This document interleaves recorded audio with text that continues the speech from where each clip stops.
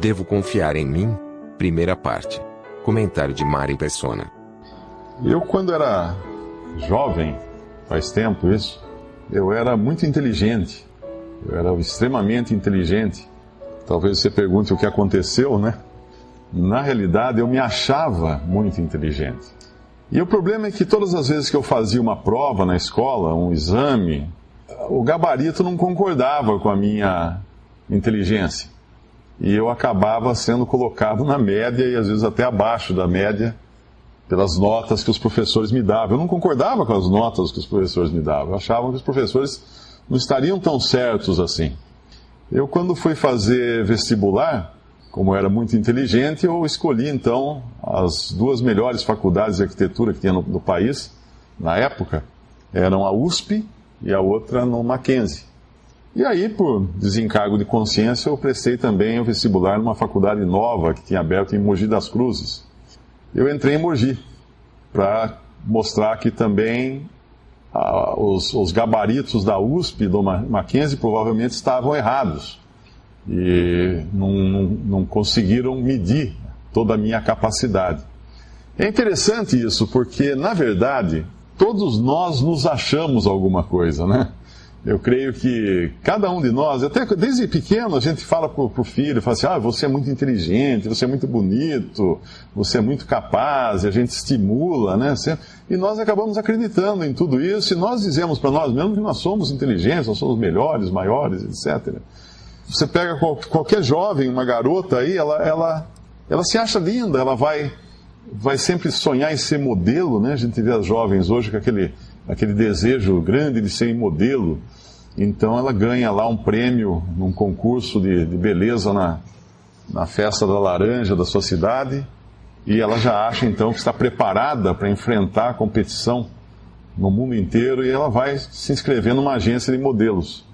Mas aí ela entra na agência de modelos e, obviamente, a pessoa que a examina vai dizer, olha, você tem potencial, né, para não deixar ela muito triste, você tem potencial, mas você não é o tipo físico que nós estamos procurando no momento. Sempre eles têm uma desculpa assim para não deixar a pessoa muito deprimida. E ela acaba saindo de lá muito chateada e pega o ônibus e olha dentro do ônibus, todas as pessoas dentro do ônibus e fala assim, não, mas olha, eu sou lindíssima. Como é que aquela pessoa não viu a minha... Porque ela se compara com todas as outras pessoas que estão dentro do ônibus. E nós somos assim em tudo. Nós sempre nos comparamos com alguém que seja inferior a nós, que seja mais feio do que nós, menos inteligente do que nós, e aí nós nos achamos bons, nós nos achamos até razoáveis, né? Nos achamos o melhor. Às vezes eu vejo esses programas de calouros, né? Tem um American Idol, e é interessante ver o pessoal cantando, e logo no início aparece lá um ginásio de esportes lotado de pessoas, todas elas, todos jovens, acreditando piamente que eles sabem cantar. Mas aí basta ver os profissionais selecionando os jovens, e tem alguns lá que saem muito bravos e saem irados contra os músicos profissionais, os cantores profissionais que os rejeitaram. E eles acham que realmente eles sabem cantar. E são verdadeiros desastres. Mas eles acham que sabem. Eu acredito que isso é um mecanismo que nós temos de defesa em nós. Porque se nós nos enxergássemos como nós realmente somos, nós entraríamos em depressão. Nós ficaremos deprimidos. Então esse mecanismo de sobrevivência em nós sempre fala assim, não, você não é tão mal assim, você não é tão burro, você até que é mais inteligente, você não é tão feio, você até que é meio bonito. E aí vai, e a gente consegue sobreviver a isso. Mas quando a questão entra na esfera espiritual, da salvação eterna, esse mecanismo de defesa que nós temos, que se chama ego, ele não ajuda. Pelo contrário, ele atrapalha. Porque nós acabamos não acreditando no que Deus diz a nosso respeito, no testemunho que Deus dá de mim. Assim como na prova, na escola, tinha um gabarito, e o que eu fiz não batia com o gabarito, e por isso eu ia mal na prova. Assim como a candidata modelo, ela tem lá um gabarito, que são aquelas mulheres lindíssimas, e ela se achando, mas ela não chega no patamar. Ela está fora, então, do mesmo modo, o pretenso cantor, o candidato a ser cantor, ele não percebeu que aqueles juízes têm ouvido absoluto, são profissionais, eles pegam uma nota desafinada assim, rapidamente. Eles não entenderam que o gabarito está muito acima da capacidade deles. E quando nós falamos das questões em relação a Deus e a salvação, é infinitamente mais elevado o gabarito, porque o gabarito é Cristo. É Cristo. Semana passada uma pessoa escreveu perguntando assim, falando assim, mas quer dizer que basta crer em Jesus para ser salvo? Então quer dizer que aquele que é homicida, que abusou de crianças, que abusou das pessoas, que matou, que roubou, que fez isso, fez aquilo, ele crê, então ele está salvo? E a resposta que eu dei, eu falei o seguinte, pense numa situação onde esteja Jesus, o homem perfeito, o único homem perfeito que já pisou nesse mundo, porque Cristo é o Filho de Deus, Deus e homem. Então imagine você estar numa quadra de esportes, por exemplo, e está ali Jesus. Aí Deus pega e traça um risco de giz no chão, assim, no piso da quadra de esportes, e Jesus então fica de um lado desse risco. E Deus fala, fiquem do lado de cá todos aqueles que forem tão perfeitos quanto o meu filho.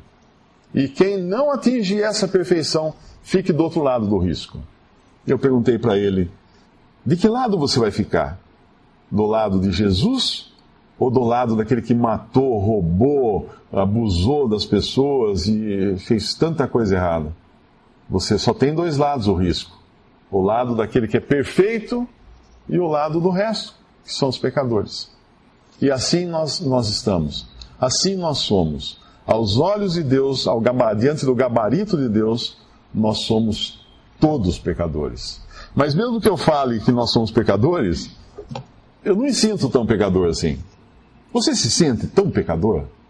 Quando você vê uma pessoa caída na sarjeta, fedendo urina, todo bêbado, todo sujo, você passa do lado, você se sente tão desgraçado quanto ele? Eu não me sinto. Eu me sinto um pouco, eu me sinto limpo, eu me sinto cheiroso, eu me sinto instruído, eu não me sinto como ele. Por isso que não adianta eu me basear nos meus sentimentos. Não é como eu me sinto que importa, é o que Deus fala de mim. É o que Deus diz na sua palavra. É nisso que eu tenho que crer. No que o Criador fala. Nós podemos sentir muitas coisas. O nosso cérebro é uma panela de reações químicas e elétricas que nos fazem sentir alegre, deprimido, contente, triste, aliviado. Uma série de sentimentos passam pela nossa cabeça. Mas os sentimentos nos enganam. Enganoso é o coração, o Senhor Jesus falou numa passagem do Evangelho. Mas vamos ver uma passagem em Romanos, capítulo 3, versículo 9. Isso é o que Deus fala de mim. Isso é o que Deus fala de você. Será que você acredita? Será que eu acredito no que Deus fala? Deus fala na sua palavra, que é a Bíblia, nessa carta de Paulo aos Romanos, que às vezes é chamado do Evangelho de Paulo, o Evangelho segundo Paulo. Versículo 9. Pois que somos nós mais excelentes? De maneira nenhuma. Pois já dantes demonstramos que tanto judeus como gregos ou gentios, todos estão debaixo do pecado. Pronto, já começa por aí, Deus colocando todos debaixo do pecado. Todos numa situação inconveniente. Todos iguais. Todos do mesmo lado do risco. E não é o lado em que está Jesus, o Filho de Deus perfeito. É do outro lado. Todos, tanto judeus como gregos ou gentios, ou aqueles que não são judeus, todos estão debaixo do pecado. E aí ele continua, como está escrito, não há um justo, nem sequer um. Isso aqui é a declaração da ruína universal do ser humano. Quando o homem pecou, o primeiro homem, lá no Jardim do Éden, ele quis ser igual a Deus, e quis ser independente de Deus, e quis crer na mentira de Satanás, e quis duvidar de Deus, e assim então ele pecou. Ele quis ser independente. A independência é o pecado do homem. Ao pecar, ele entrou num processo de degradação moral, física, espiritual, de toda a espécie. E o homem morreu. A morte entrou pelo pecado. Por meio de um homem entrou a morte. Por meio do pecado entrou a morte através de um homem. E a morte passou a todos os homens. Hoje, todos nós somos mortais, não só fisicamente, mas mortais, ou melhor dizendo, mortos espiritualmente. Em Efésios fala que estávamos mortos em delitos, nossos delitos e pecados. Essa é a situação. Deus olha para nós e vê um cemitério, e vê cadáveres só, porque nós estamos mortos espiritualmente. Não há nada em nós que mova uma palha em direção a Deus. Mortos, completamente mortos espiritualmente. No versículo 11 fala: não há ninguém que entenda, não há ninguém que busque a Deus. Esse versículo declara o quê? A ignorância universal do ser humano, das coisas de Deus. Então eu estou morto, não há um justo, eu não sou justo, eu sou completamente ignorante segundo o gabarito de Deus, não sei nada acerca de Deus. E o que mais diz? Não há ninguém que busque a Deus. Mas espera aí, minha tia, ela é tão fervorosa, ela busca a Deus, ela sempre fala com Deus. Bom, de duas uma, ou sua tia é convertida a Cristo, e ela realmente tem vida nova agora, a vida que consegue então se comunicar com Deus, porque é uma vida vinda de Deus, ou ela é uma pessoa religiosa. O que é pessoa religiosa? A palavra religião vem do latim religare, que é religar, reunir o homem com Deus, mas com esforço do homem. Não há o que religar. Deus não vai religar nada. Como é que Deus vai religar a santidade dele com o pecado humano?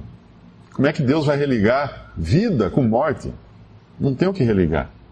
Não tem. Deus considera ruína. Versículo 11, portanto, ignorância completa e ninguém busca a Deus. Algumas pessoas religiosas buscam a Deus, mas não é Deus realmente que estão buscando. Na verdade, estão buscando um talismã. Se eu fizer isso, Deus me dá isso. Se eu for obediente, Deus me dá aquilo. Se eu for à missa, se eu for à igreja, se eu escutar a pregação do pastor no rádio, Deus me abençoa com muita prosperidade, com um carro novo, com qualquer coisa assim. Deus cura minhas doenças. Na verdade, ela não está buscando a Deus, ela está buscando a si mesma. Outro dia eu recebi um e-mail, uma pessoa perguntando a respeito do dízimo. E ele disse que o amigo dele parou de dar o dízimo e foi tudo mal na vida dele. Mas aí então, ele voltou a dar o dízimo e foi tudo bem na vida dele. Eu respondi e falei: olha, então o seu amigo nunca deu dízimo para Deus. Ele deu para si mesmo. E ele continua dando para si mesmo, porque se ele oferta alguma coisa com a intenção de tudo ir bem na vida dele, ele não está ofertando para Deus. Ele está ofertando para si mesmo. Ele está buscando recompensa. Ele não tá dando desinteressadamente. Porque se ele der alguma coisa e as coisas forem ruins, o que ele vai fazer? Vai parar então de ofertar a Deus alguma coisa? Então as pessoas buscam, porém, muitas vezes, estão buscando para si mesmas. Não estão buscando a Deus.